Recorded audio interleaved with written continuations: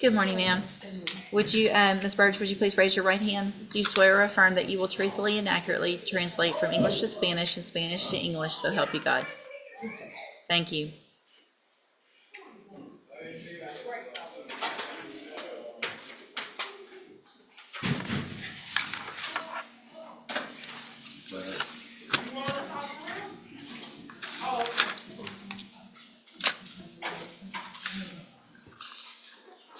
Good morning. Are you Johnny Jacobo Ramon? Yes. And Mr. Ramon, you were previously in court and entered a plea of guilty to the second-degree felony offense of accident involving death. And that was a plea agreement of a cap of 15 years in prison. I have received the pre-sentence report. Has everyone had an opportunity to review that report? Defense has. Yes, Judge. Are there any additions or corrections? No, Your Honor. Not from the state. Mr. Burbank, you may proceed. Your Honor, this is a tragic accident. If you read the factual basis, which I know you did, person was walking across the street at nighttime, and cars swerved, and my client actually hit him. As reflected by the charge, he failed to stop. He panicked, as in reference to his version, that is on page 1, and then was stopped up in Lumberton. He's been employed. He has family up in Woodville. He's been employed. He's got one problem. He is not a U.S. citizen. I would be arguing for probation in this case, but it is my understanding that there is a hold on him by immigration, and that he probably will not, if he got probation, he wouldn't be released. He has 2 prior DWIs from Tyler County that were taken care of at the same time. What you received, basically time served, 90 days jail. The intoxication charge that I believe is from Hardin County was when he was arrested, and that's been dismissed or rejected by the, and probably because we're down here, that's how we did it. Your Honor, I asked for there's a death involved, and I would love to have the minimum in reference to penitentiary time, but I'm asking for mid.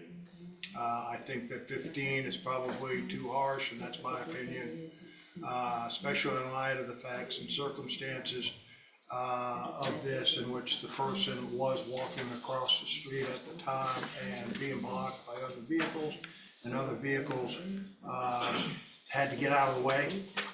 But he was definitely wrong in not stopping, and he was intoxicated. I would ask for anything less than the 15, because I know where he's gonna go, and that's a sad thing, but he's not here legally. And I don't know if he would like to address the court. Sí, Yes, sí. Go ahead. quiero decir que lo siento, que si lo hubiese visto, yo me hubiese detenido antes para poder auxiliarlo, pero pues... Hold on. Judge, I'm so sorry. Had I seen him, I would have stopped and helped and rendered aid. Pero pues había un carro con... Hold on. Hold on. So are you telling me that you didn't know you hit someone? ¿Me está diciendo que usted no sabe que le pegó a alguien? No, sí. I did know. Okay. Pero pues había un carro enfrente y yo no lo pude ver There was antes. a vehicle in front and I wasn't able to see him on time. Okay. pero pues quiero decir que lo siento. I wanna say that I'm sorry, Que si pudiera volver el tiempo lo haría, pero but if I sé could que go soy, back in time, I would go back and soy help, el culpable. and I know I'm guilty. Okay, thank you. I just have one question up here. What were you doing for work? ¿Qué estaba haciendo de trabajo? Estaba en el roofing I was a roofer. And how long have you been in the country? ¿Cuánto tiempo has estado aquí en los Estados Unidos? 14, 15 años. 14, 15 years. And have you always had a job? ¿Siempre han tenido un empleo? Sí, Yes. And you do have a family? ¿Y si tienen familia? sí. Yes. Thank you. Mr. Smith? Judge, we would argue for the max sentence in this case on the plea agreement based on the fact that when he struck him, he knew that he struck him. That was evidenced by the phone calls. The next day, he knew he hit a person. When he was stopped in Kuntz, which is a long way from the accident scene, he told the police when they noticed the damage on his vehicle that he had struck a deer. They, either through dealing with him before or suspecting that he was lying and knew he was intoxicated, went all the way back to the county line looking for a deer that had just been struck. And only because they were diligent in doing so did we even know that he had committed this particular crime. He knew he committed the crime. He lied about it. He has an issue with alcohol. He's here in the country illegally. I would direct your attention to the jail report in this case and how he's acting, showing disrespect for staff as well as masturbating in open bunk. We ask for a 15-year sentence in this case.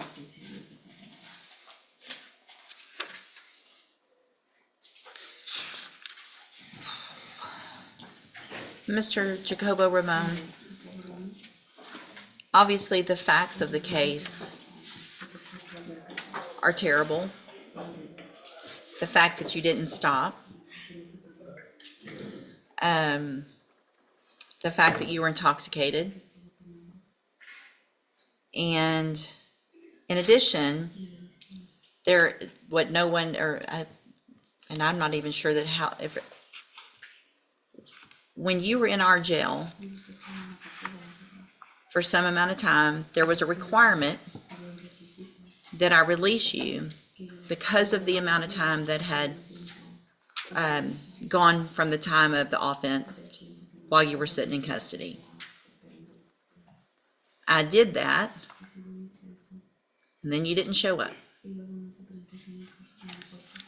You are here illegally and have now killed someone. I'm going to find that you entered your plea of guilty freely and voluntarily. Find sufficient evidence to find you guilty. And at this time, find you guilty of accident involving death. Sentence you to 15 years in the institutional division of the Texas Department of Corrections. You will receive credit on that sentence for any time that you've been in custody that the law gives you the right to receive. I'm handing you the trial court certification that shows this was an agreement that I followed, and so you've waived your right to appeal. I have also handed you a written admonishment regarding your ineligibility to possess a firearm or ammunition. It is in Spanish. I advise you to read that. If you are ever back in Texas legally, you will not be able to possess a firearm or ammunition. That could lead to more charges against you. All right, thank you. You can go back with the bailiff. Thank you, Mr. Burbank. Thank you, Ms. Burge. Thank you.